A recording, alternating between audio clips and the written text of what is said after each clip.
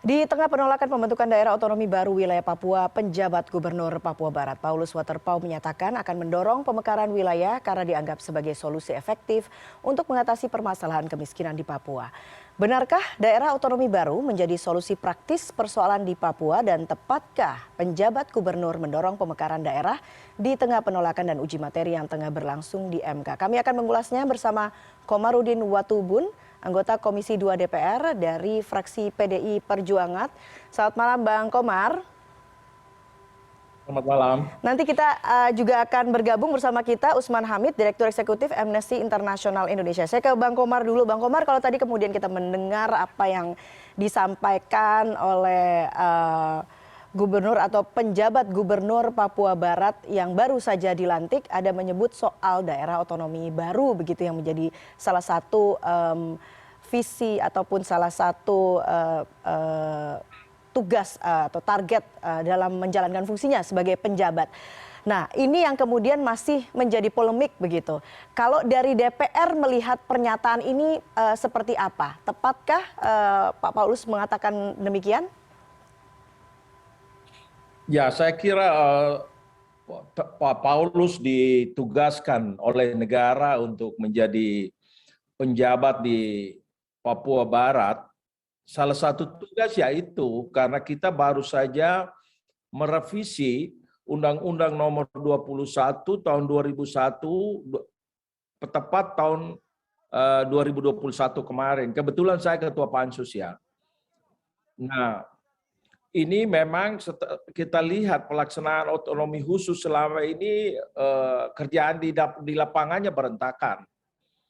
Berantakannya karena pemerintahan kita di tingkat lokal itu juga tidak punya kapasitas yang memadai untuk melaksanakan itu secara baik. Di samping juga ada kekurangan-kekurangan dari tingkat nasional ya. Nah, oleh karena itu apa yang disampaikan Paulus itu benar. Tugas dia harus pastikan sosialisasi undang-undang ini dengan baik supaya orang memahami isi undang-undang ini dengan benar. Banyak yang demo-demo menolak itu juga sebenarnya ikut juga menerima dana otsus juga, gitu loh. Kemudian, sebentar saya lanjut. Kemudian juga ada kebijakan soal pemekaran, lagi pro kontra di bawah. Betul. Informasi yang muncul di Jakarta itu juga tidak semuanya benar disampaikan MRP di Istana Negara itu. Benar ada penolakan, tapi ada daerah tertentu yang dari 20 tahun lalu memperjuangkan pemekaran itu. Saya kebetulan baru konsolidasi di Papua, dari Papua Selatan minggu kemarin, kemudian dari Timika hari ini saya lagi transit di Makassar. Jadi informasi yang dari MRP itu harus juga berimbang. Tidak bisa, oh ini seluruh Papua ditolak, itu juga nggak benar itu. Jadi faktanya yang benar seperti apa yang Anda temukan di lapangan, Bang Komar? Saya dengar Anda juga baru saja berkomunikasi dengan penjabat Gubernur Papua Barat. Apa saja informasi terbaru yang kemudian ditemukan di lapangan soal ini? Saya tadi sampaikan kepada beliau, salah satu tugasmu adalah sosialisasi dengan sungguh-sungguh pelaksanaan. Ini kan otsus ini apapun alasannya itu menjadi keputusan negara. Jadi pelaksanaannya harus dilakukan secara sungguh-sungguh ya. Kalau 20 tahun lalu masih banyak kekurangan dengan direvisi, kita laksanakan 20 tahun ke depan harus lebih baik dari 20 tahun yang lalu. Saya tegaskan kepada beliau begitu. Apa kemudian yang ditangkap? Sosialisasi yang belum sempurna ini apa kemudian yang ditangkap? Mengapa kemudian masih banyak sekali penolakan? Sosialisasi, kemudian implementasi regulasi dengan benar, kemudian juga di tingkat daerah itu gubernur, MRP, DPRP juga harus menyelesaikan regulasi-regulasi dalam bentuk perdasus itu dengan sempurna itulah. Jadi jangan semua hal dipersalahkan ke pusat, daerah juga harus mengevaluasi diri. Oke, salah satu kemudian yang disampaikan adalah soal ketidaksempurnaan aturan yang dibuat di pusat begitu ya, tapi di daerah ternyata juga ada ketidaksempurnaan juga begitu ya, Bang Komar ya. Ada kekurangan, ada kelebihan, tapi bagi saya kita melihat ke belakang itu penting untuk sebagai kaca spion lah, kita lihat ke belakang pernah. Tetapi hari ini harus kita bergerak dan harus terus bergerak ke depan, tidak bisa ke belakang terus, nanti kita tidak akan pernah maju-maju. Oke, Bang Komar sudah bergabung bersama kita Usman Hamid, Direktur Eksekutif Amnesty International Indonesia. Selamat malam, Bang Usman. Selamat malam, Mbak Eva. Selamat Baik, malam, Pak Kom. baik. Saya ingin Selamat minta malam. langsung komentar Bang Usman ini soal salah satu tugas begitu ya yang kemudian tadi Bang Komar sudah jabarkan kurang lebih tugas seorang penjabat Gubernur Papua Barat adalah melakukan sosialisasi begitu ya terhadap berbagai hal gitu, termasuk juga daerah otonomi baru, daerah otonomi khusus itu. Anda melihatnya bagaimana, Bang Usman? Ya, sosialisasi yang saya baca itu kan sosialisasi Otsus dan DOB. DOB itu adalah pelaksanaan dari Undang-Undang Otsus yang baru. Undang-Undang Otsus yang baru untuk disosialisasikan semestinya bisa dianggap wajar. Tapi kalau Undang-Undang Otsus yang dimaksud misalnya Undang-Undang yang lama tahun 2001, masalahnya bukan lagi disosialisasi, tetapi tidak ada implementasi. Itulah sebabnya begitu banyak kalangan masyarakat di Papua yang menolak otonomi khusus, memberi kritik yang begitu mendasar atas berbagai ketidakadaan implementasi dari Undang-Undang Otsus. Sebagai salah satu contoh misalnya, pembentukan pengadilan hak asasi manusia, pembentukan komisi kebenaran, pembentukan komisi HAM yang seluruhnya berkedudukan di Papua. Itu hingga hari ini perkasusnya tidak pernah disetujui oleh Jakarta, khususnya oleh Mendagri. Jadi ini yang banyak mengecewakan orang-orang asli di Papua. Sehingga ketika ada kasus-kasus pelanggaran HAM yang ingin diselesaikan, ditanganinya lewat proses peradilan di Jakarta. Atau kalau misalnya didekati pun, itu biasanya digelar di pengadilan negeri di Makassar, karena pengadilan HAM-nya hanya bisa ada di sana. Nah ini saya kira yang harus dicermati. Mengenai daerah otonomi baru, mengenai Undang-Undang Otsus yang baru, saya kira harus ada penghormatan terhadap langkah Majelis Rakyat Papua dan juga Majelis Rakyat Papua Barat yang mengajukan judicial review atau uji materi ke Mahkamah Konstitusi. Proses persidangan sudah berjalan 6-7 kali dan mereka berkali-kali menyampaikan kepada sebagian besar ketua umum partai politik, sejumlah menteri dan juga kepada presiden agar setidak-tidaknya daerah otonomi baru yang sedang direncanakan itu ditunda terlebih dahulu. Bahkan salah satu ketua umum partai misalnya mengusulkan setelah pemilu saja. Nah, saya kira akan sangat etis kalau proses pembentukan daerah otonomi baru ini ditunda setidak-tidaknya sampai ada putusan Mahkamah Konstitusi. Kenapa demikian? Karena daerah otonomi baru ini sebenarnya belum ada kajian ilmiahnya. Bahkan ketua umum dari partainya Pak Komar ini, ya, Ibu Megawati Soekarno Putri, mengatakan itu Mendagri bikin kebijakan soal DOB, tapi tidak ada risetnya. Karena itulah ketua umum partai PDIP dan juga sekaligus ketua penasehat dari Badan Riset dan Inovasi Nasional, BRIN, meminta agar BRIN mengambil langkah melakukan riset. Jadi kalau kebijakan tanpa kajian ilmiah, ini kebijakan apa? Itu seperti di jalan, tidak ada surat izin mengemudi, tetapi dengan mengendarai secara ugal-ugalan. Ini yang saya kira seharusnya dikritisi gitu. Karena kalau kita baca baik-baik tentang pemekaran wilayah, baik itu Undang-Undang Otsus yang tahun 2001, pasal 76 mengatakan pemekaran Papua menjadi provinsi-provinsi dilakukan atas persetujuan Majelis Rakyat Papua. Baik, ini yang saya kira secara tidak etis, kemudian mekanismenya ditambah ayat-ayat baru di dalam Undang-Undang Otsus tahun 2021 yang membuat Majelis Rakyat Papua tidak lagi berperan secara signifikan untuk dimintai persetujuan.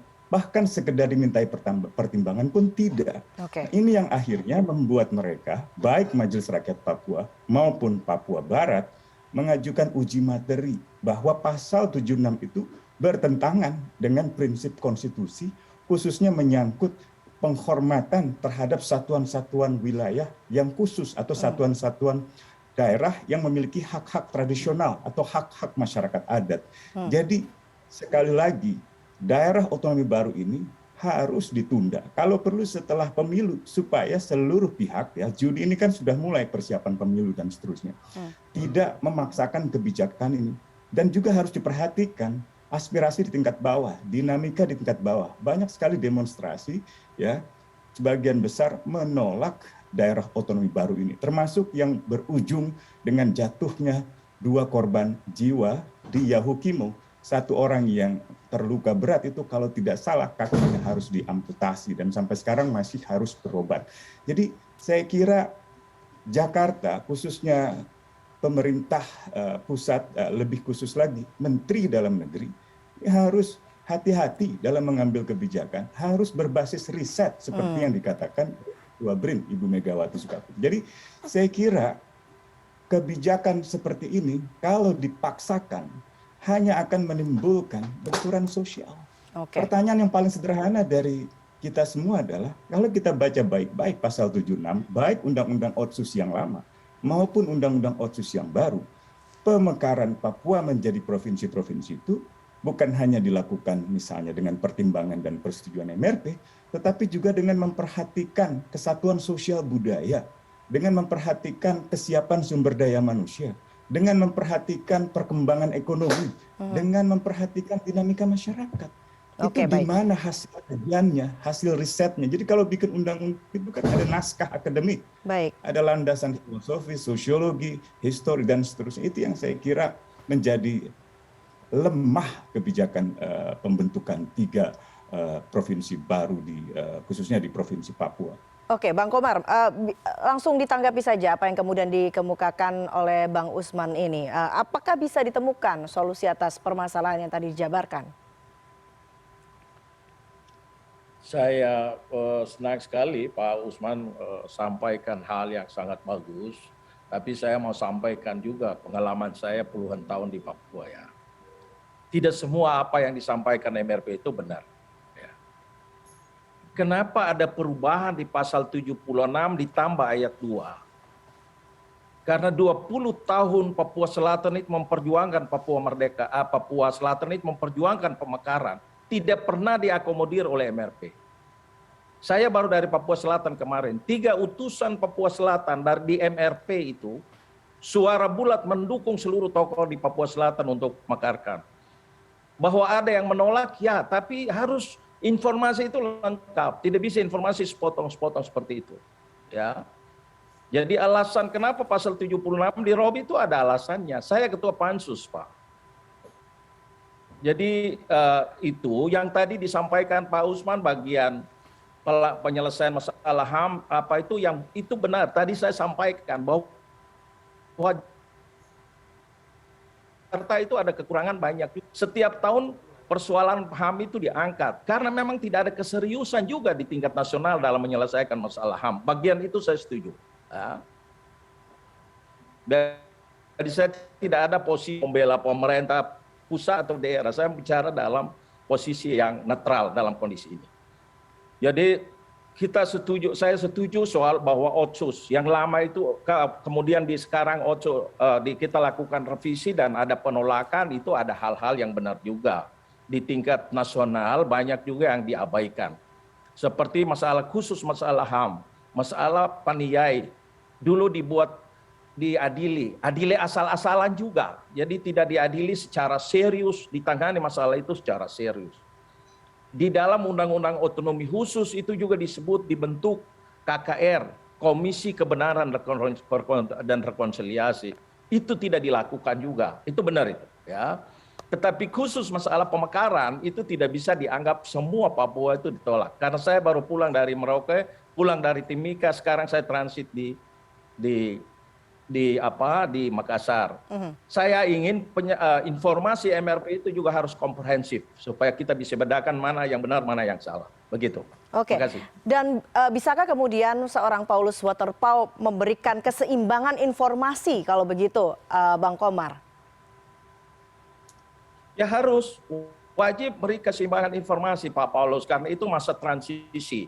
Ya, karena ada penugasan negara untuk dia menjelaskan soal adanya perubahan Undang-Undang nomor 21 menjadi nomor 22, ada revisi. Kenapa orang pro kontra? Saya setuju, bagian itu harus dijelaskan secara baik kepada publik. Kenapa tolak? Karena kenapa menerima, masalahnya apa? Mohon maaf ya, banyak anak-anak yang demo juga ikut menerima dana Otsus, dana beasiswa, tapi demo menolak Otsus, itu juga tidak adil. Jadi kita bicara juga harus ya proporsional lah. Oke, Bang Usman, Anda melihatnya bagaimana? Sebetulnya salah satu fungsi penunjukan penjabat Gubernur Papua Barat ini adalah juga untuk menyeimbangkan informasi yang kemudian beredar di publik begitu. Saya kira kalau saya perlu luruskan juga bahwa tadi kalau disampaikan ada kesan tidak seimbang, saya tadi sampaikan Majelis Rakyat Papua menyampaikan sebagian besar mereka menolak, sebagian lagi tidak.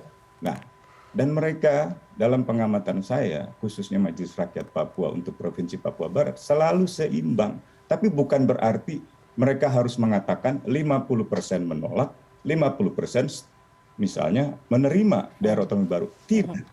Karena dalam realitasnya memang yang menolak sebagian besar. Yang mendukung ada, tapi sebagian kecil. Dan yang paling mendasar di dalam sebuah proses peraturan pembuatan perundang-undangan harus ada naskah akademik, harus ada risetnya. Itu dilakukan atau tidak?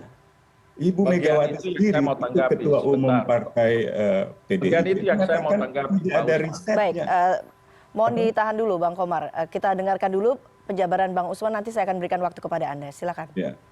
Jadi saya kira pernyataan dari Ketua Umum PDIP dan Ketua Penasehat BRIN, Megawati Soekarno Putri, yang mengatakan bahwa kebijakan DOB itu tidak didasari oleh riset, itu memperlihatkan bahwa kebijakan itu memang tidak ada dasarnya. Kalau misalnya dikatakan, oh ada sejumlah orang di Papua Selatan ya meminta agar pemekaran wilayah dilakukan, itu banyak. Itu di Sumatera Utara, di Jawa, kebijakan pemerintah adalah moratorium pemekaran wilayah. Daerah otonomi baru semuanya ditolak. Kenapa? Pertama, pendapatan asli daerahnya seluruhnya rendah. Yang kedua, ketergantungan yang tinggi dalam membiayai dana operasional dari APBN. Jadi alih-alih menambah dana negara, malah justru membebani dana negara. Dan juga ada alasan bahwa dana negara sedang diprioritaskan untuk penanggulangan COVID, termasuk infrastruktur dan juga layanan kesehatan, pendidikan. Jadi seluruh wilayah di Indonesia ini tidak boleh melakukan pemekaran Provinsi Papua. Yang kedua, dan ini mungkin bisa terakhir saja, yang dikatakan oleh Undang-Undang Otsus adalah pemekaran Papua menjadi provinsi-provinsi dilakukan atas persetujuan MRP. Jadi bukan atas usulan yang tadi disebut Pak Komar.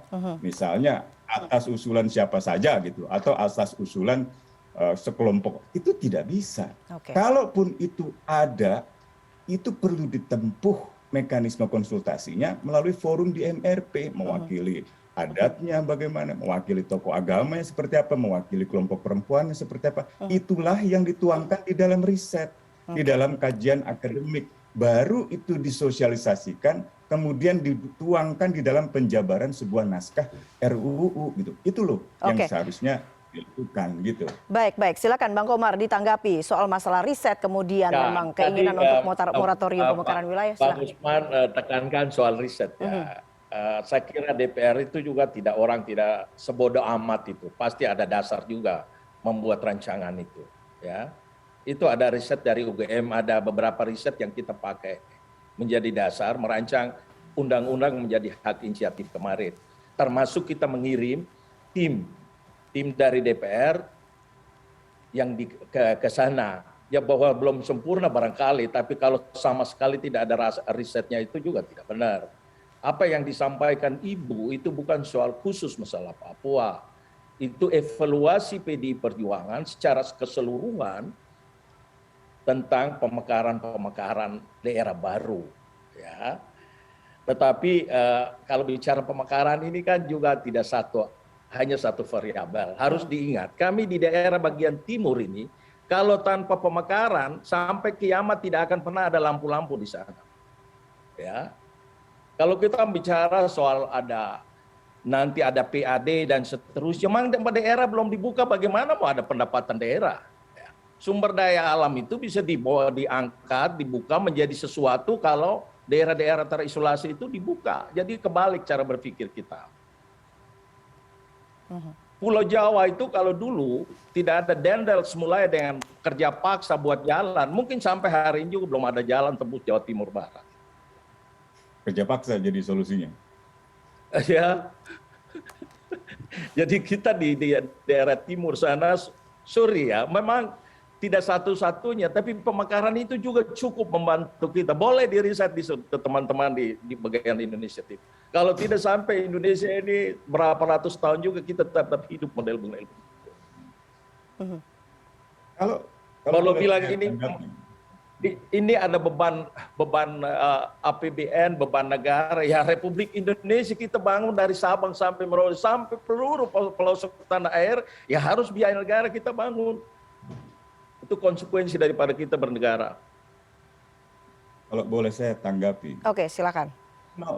Penolakan DOB itu bukan berarti menolak pembangunan. Penolakan DOB itu bukan berarti menolak pembuatan jalan.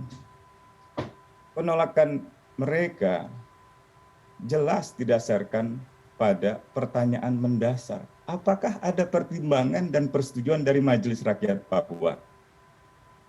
Kalau pemerintah atau kalau argumen pendukung DOB mengatakan, oh ada ayat 2, loh itu seperti ayat yang diciptakan sendiri. Pasal 1, pasal 76 yang tadinya hanya satu pasal mengatakan tidak boleh mencuri. Lalu ditambah ayat 2, boleh mencuri. Jadi ini soal besar. Yang kedua, sekali lagi, mereka, misalnya saya ambil tunjuk peneliti di Universitas di Papua, namanya I. Ngurah Suryawan. Ya, dalam riset-risetnya dan dituangkan di dalam tulisan cukup panjang di Harian Kompas, ia mengatakan wilayah-wilayah daerah otonomi baru tidak ada yang menunjukkan perkembangan ekonomi yang signifikan. Perkembangan ekonomi di Papua, ya, kalau ada pertumbuhan seperti tahun lalu, menurut Biro Pusat Statistik, 15% dari sektor galian. Artinya apa? Dari sektor eksploitasi sumber daya alam, bukan dari sektor ekonomi kerakyatan. Padahal prinsip dasar perekonomian dalam semangat otonomi khusus adalah ekonomi kerakyatan.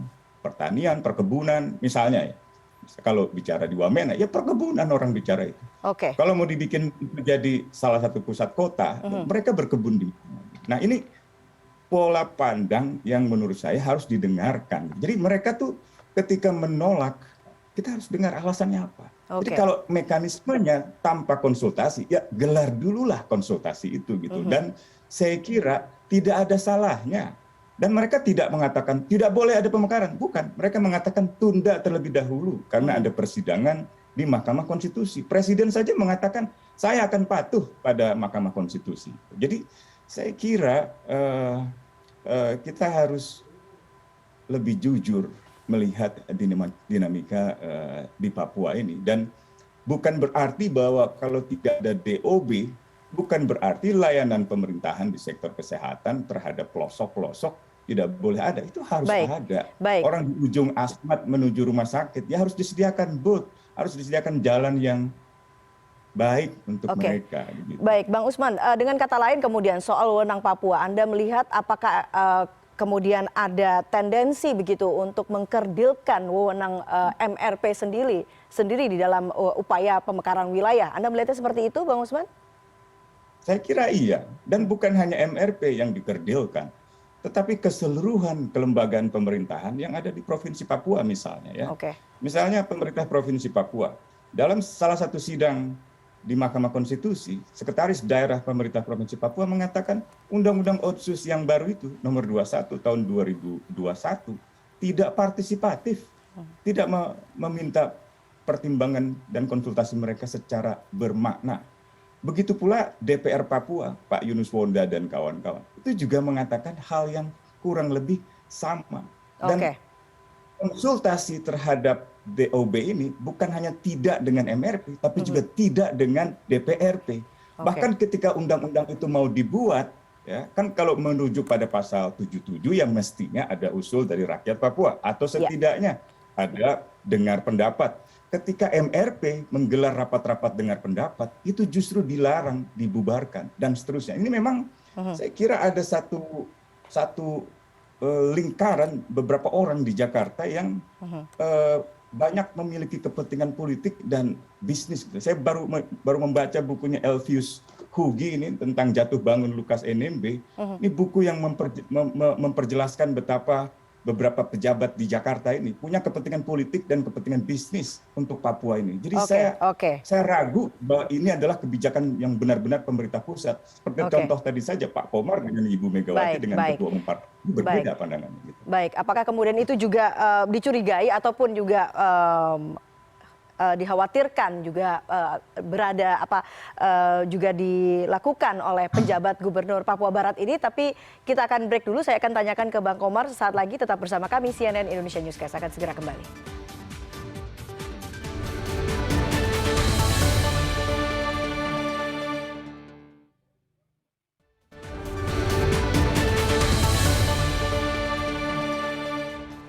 Ya, Anda kembali di CNN Indonesia Newscast. Saya kembali ke Bang Komar untuk menanggapi apa yang kemudian disampaikan oleh Bang Usman tadi soal kepentingan politik pusat terhadap Papua. Apakah juga kekhawatiran itu juga nantinya akan terjadi begitu ya di penjabat Papua Barat yang baru ini, Pak Paulus Waterpauw? Saya tidak punya data akurat tentang kepentingan Jakarta di Papua. Tetapi kalau Bang Usman ada punya informasi itu penting. Saya setuju harus ditertibkan kepentingan individu-individu yang mengorbankan kepentingan nasional. Ya. Jadi bagian itu saya tidak mau komentar karena saya tidak punya data, informasi yang valid. Tapi pendapat saya bahwa kepentingan orang per orang di Jakarta tidak boleh merusak pelaksanaan pembangunan Papua dalam kerangka memperkokoh persatuan nasional. Oke, Bang Usman, sejauh mana kecurigaan Anda sebetulnya ada kepentingan politik pusat terhadap apa yang kemudian terjadi di Papua Barat? Termasuk juga sejauh mana kemudian kita bisa berharap terhadap penjabat Gubernur Papua Barat ini untuk menyelesaikan ataupun juga menjadi solusi atas kemudian saat ini miskomunikasi ataupun ada banyak hal yang kemudian terjadi di Papua dan juga Papua Barat. Ya, saya menyayangkan tadi Pak Komar tidak menjawab jujur. Kalau benar-benar 20 tahun ngurus Papua gitu ya, harusnya bisa menjawab itu. Tapi kalaupun misalnya benar-benar tidak tahu, saya kira salah satu buku yang tadi saya sebut, ini buku Elvius Hugi, ya saya kira bisa dibaca oleh Pak Komar itu.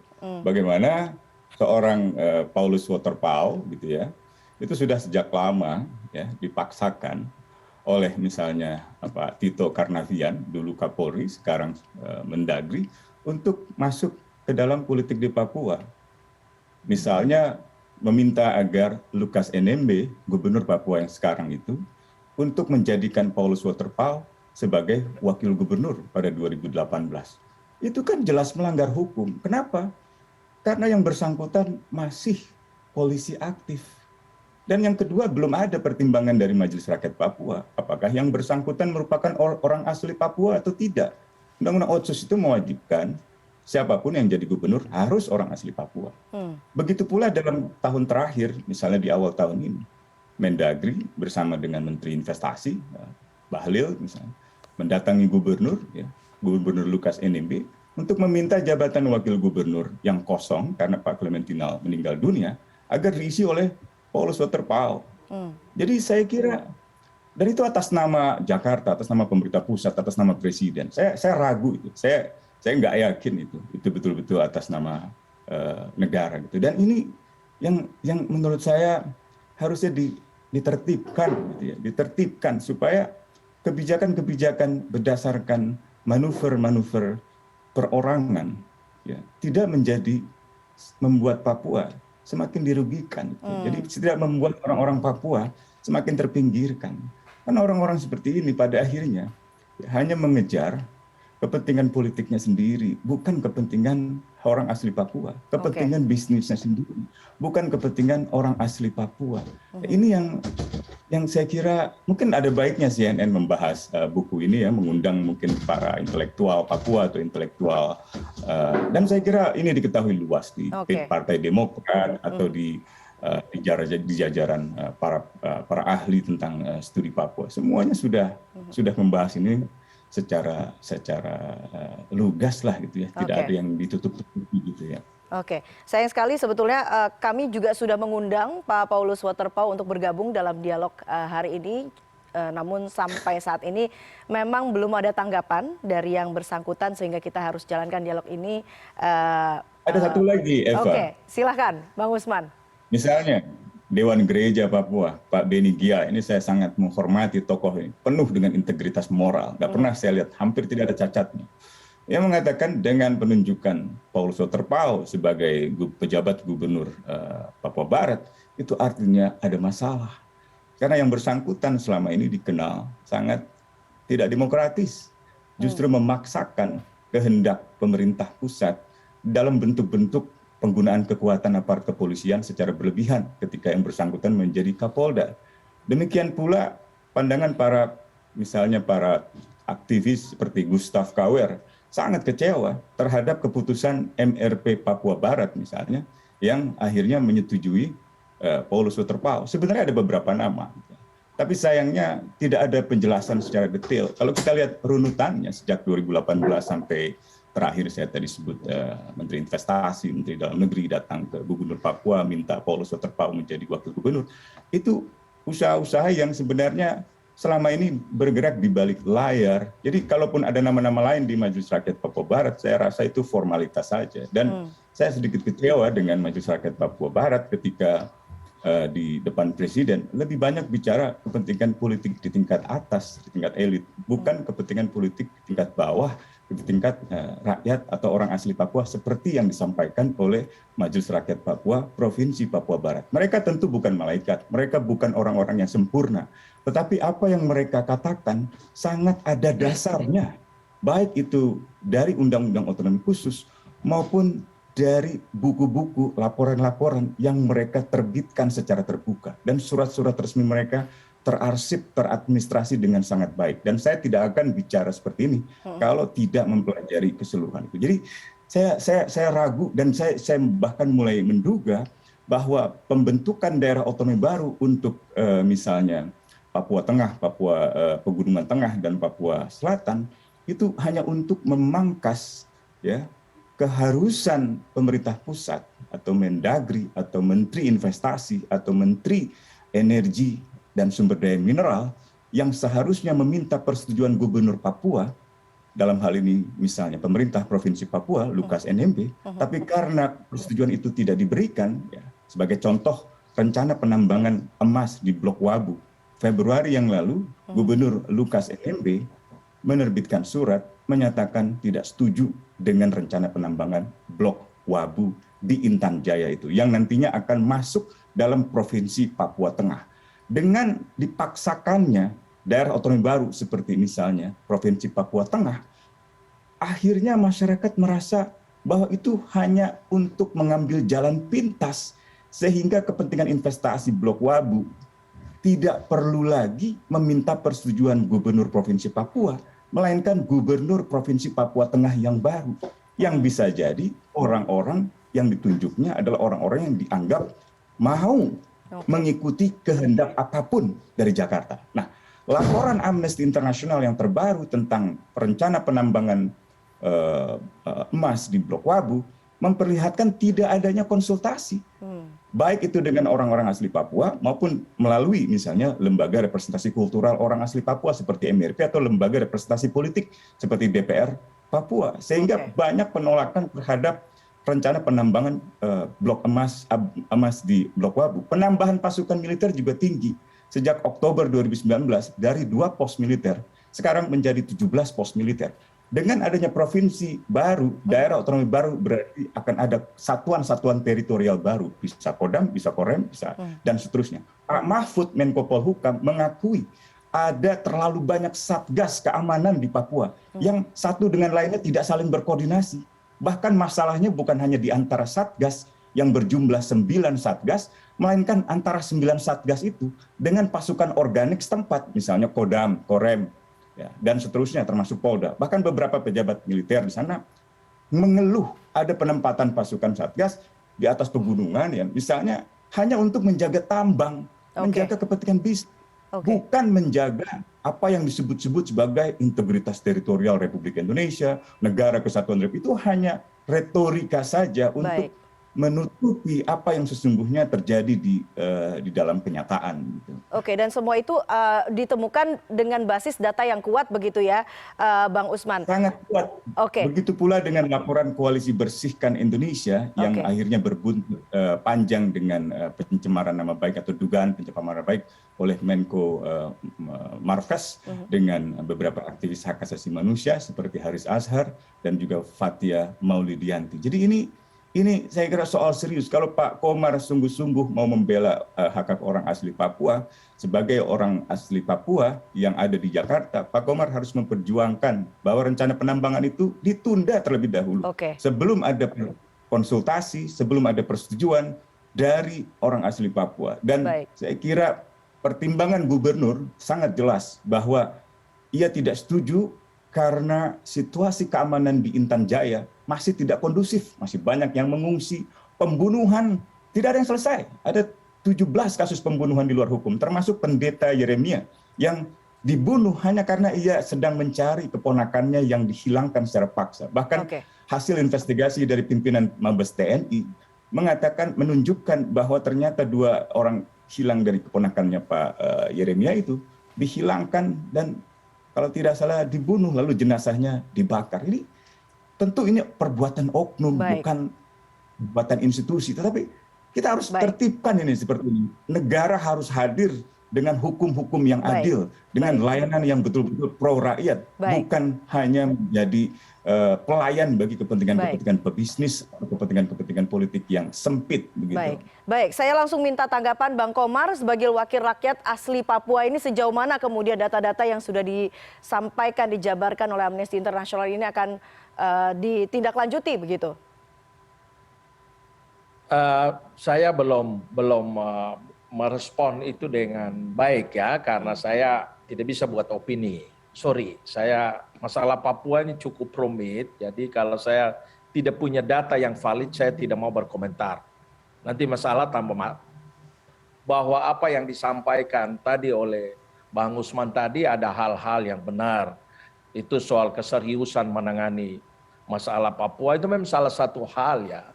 Otsus itu konsentrasi hanya bicara ribut-ribut soal uang. Sementara bagian lain itu memang tidak jalan. Itu salah satu juga menjadi penyebab kenapa sekarang ditolak. Tapi tadi saya sampaikan bahwa ya hari ini regulasi yang terjadi itu, bahwa ada kekurangan-kekurangan harus kita perbaiki, melangkah ke depan. Nah, menyangkut catatan lain tadi, menyangkut soal harus ada konsultasi, saya setuju. Sumber daya alam Papua itu harus seluruh kebijakan ini secara teori dalam konteks regulasi itu dibuat dalam rangka memberi proteksi, melindungi dan diberikan kepada orang Papua. Nah, tapi dalam pelaksanaan memang ya banyak hal-hal yang ada illegal logging juga di sana dari dulu terjadi, illegal fishing terjadi, illegal mining terjadi. Jadi Bang Usman itu yang blok Wabi itu satu blok besar karena dia besar, tapi illegal mining itu di mana-mana itu juga terjadi di sana. Itu benar itu, dan itu penting negara hadir di situ. Jadi kadang kita ribut yang receh-receh padahal hal mendasar yang memang harus ditertibkan. Bagian itu saya setuju. Oke. Memang banyak problematika yang kemudian harus diselesaikan di Papua dan juga tentunya Papua Barat. Sekarang kita melihat ke depan begitu ya. Ini sekarang penjabat gubernur Papua Barat sudah ditunjuk. Saya ke Bang Usman dulu. Bang Usman, apa saja kemudian tugas-tugas dari penjabat baru ini dan apa yang kemudian kita harapkan? Atau mungkin Anda pesimis kemudian itu bisa terwujud? Silakan saja Bang Usman. Kira-kira kita akan melihat apa ini ke depannya? Ya, menurut saya ada baiknya kalau sungguh-sungguh, ya, maka apa yang belum dilaksanakan dari Undang-Undang Otsus yang lama itu segeralah direalisasi. Karena problemnya bukan regulasi, problemnya realisasi. Berbagai perdasus itu nyangkut, berbagai perdasus itu tidak kunjung disetujui di pemerintah pusat, khususnya di Kementerian Dalam Negeri. Ada apa? Kenapa urusan Mendagri seperti urusan yang justru tidak disetujui oleh Majelis Rakyat Papua? Ada apa ini? Kenapa justru yang diminta tidak diberikan? Padahal yang diminta itu adalah hal yang justru diamanatkan oleh Undang-Undang Otsus. Saya sebut misalnya rancangan Perdasus tentang penyelesaian kasus pelanggaran HAM di tanah Papua. Tahun 2019 itu sudah diajukan oleh Gubernur Lukas NMB. Sampai sekarang tidak ada. Nah, begitu pula untuk Papua Barat. Saya kira dengan realitas politik hari ini bahwa kita akhirnya punya Provinsi Papua, dua, yaitu satu lagi Provinsi Papua Barat, maka penjabat gubernur yang baru akan diuji apakah bisa merealisasikan itu, apakah akan melanjutkan kebijakan itu. Karena dalam undang-undang ia tidak boleh membuat kebijakan yang bertentangan dengan kebijakan gubernur yang terdahulu. Termasuk ia tidak boleh memutasi. Ia juga tidak boleh mengambil kebijakan-kebijakan yang misalnya bertentangan dengan garis kebijakan yang ada. Jadi saya uji saja itu dulu apakah misalnya gubernur Provinsi Papua Barat mau memperjuangkan penyelesaian kasus-kasus pelanggaran HAM. Misalnya dengan pembentukan 3 institusi yang disebut Pak Komar tadi. Pengadilan HAM di Papua Barat, Komisi HAM di Papua Barat, dan KKR di Papua dan di Papua Barat. Itu satu saja. Baik.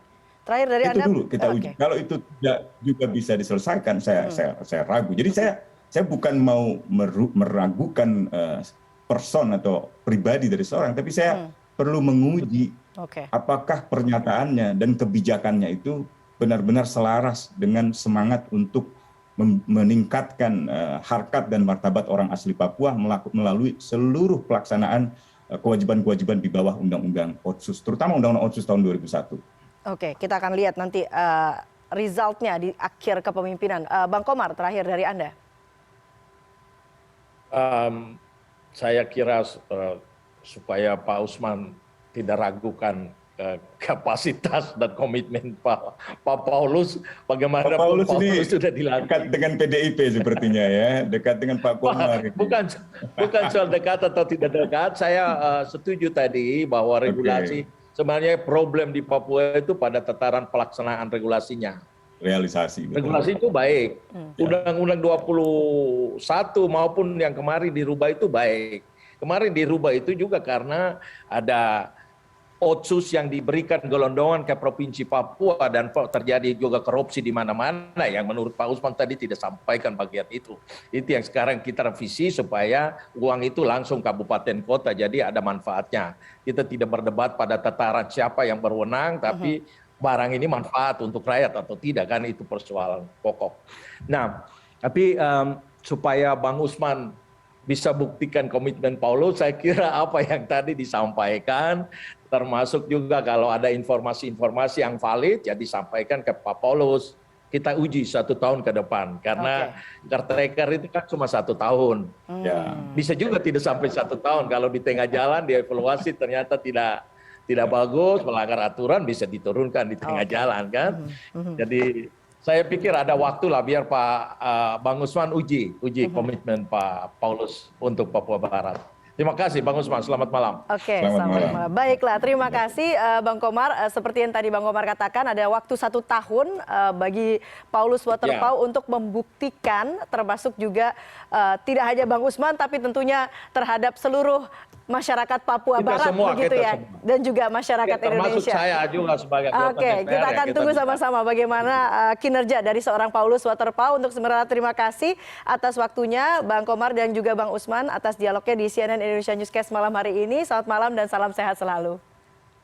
Selamat malam Bang Usman.